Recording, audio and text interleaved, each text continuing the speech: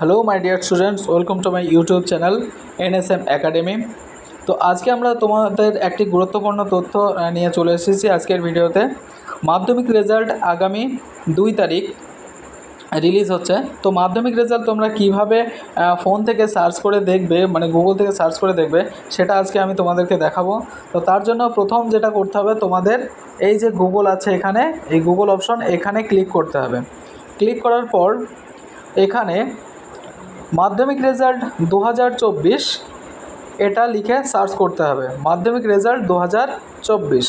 তো এরকম এটাকে লিখে সার্চ করবে এবং এরকম একটা পেজ চলে আসবে। তো সেই পেজে যেখানে লেখা থাকবে West Bengal board of secondary মাধ্যমিক রেজাল্ট 2024 এবং একটা লিঙ্ক দেওয়া থাকবে। লিঙ্কটা থাকবে এমন একটা লিঙ্ক থাকবে, সেই লিঙ্কে ক্লিক করবে। ক্লিক করলে এরকম একটা পেজ চলে আসবে এবং এই পেজে দেখো এখানে অলমোস্ট লেখা আছে এন্টার ইওর রোল নাম্বার। তো অ্যাডমিট কার্ডে তোমাদের এখানে এন্টার ইওর রোল নাম্বারের জায়গায় অ্যাডমিট কার্ডে যে রোল এবং নাম্বারটা রয়েছে সেই রোল নাম্বারটা এখানে এন্টার করবে। এখানে এন্টার করার পর তারপর তোমাদের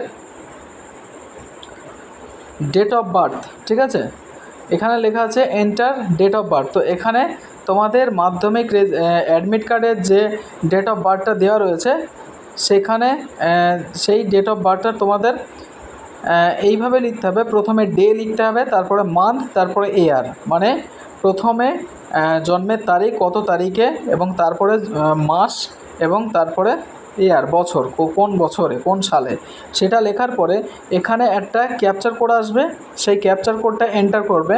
ক্যাপচার কোড এন্টার করার পর তারপরে এই সাবমিট যে অপশন রয়েছে এই সাবমিটে আপনারা ক্লিক করবে। ক্লিক করলেই তোমাদের রেজাল্ট শো হয়ে যাবে। তো এখানে এক নজরে আমরা একটু দেখে নিই মাধ্যমিক রেজাল্ট সম্পর্কে কি বলছে। 2024 অবশেষে মাধ্যমিক রেজাল্ট প্রকাশিত হবে আগামী 2 তারিখে। যেটা ফেব্রুয়ারি মাসের 2 তারিখ থেকে শুরু হয়েছিল 2024, সেটা রেজাল্ট হবে মে মাসের 2 তারিখে, ঠিক আছে। এই যে মাধ্যমিক রেজাল্ট 2024 ডেট দেওয়া রয়েছে, এই ডেটে প্রকাশিত হবে। তো আশা করি সবাই বুঝতে পেরেছো যে কীভাবে। তো 9টা থেকে আরেকটা কথা বলে রাখি, তো এখানে সকাল 9টা থেকে 9:45 থেকে তোমাদের অনলাইনে রেজাল্ট তোমরা দেখতে পাবে, মানে মাধ্যমিক রেজাল্ট। চাইলে যেভাবে আমি দেখিয়ে দিলাম এইভাবে ফোনেও তোমরা সার্চ করে দেখতে পারো। তো অবশ্যই তোমরা ভালো রেজাল্ট করো, ভালো নাম্বার পাও এবং ভবিষ্যতে ভালো একটা জায়গায় যাও, এটাই আমি চাই। তো এখানে বলাও রয়েছে, দেখো মাধ্যমিক রেজাল্ট 2024 কীভাবে দেখবে।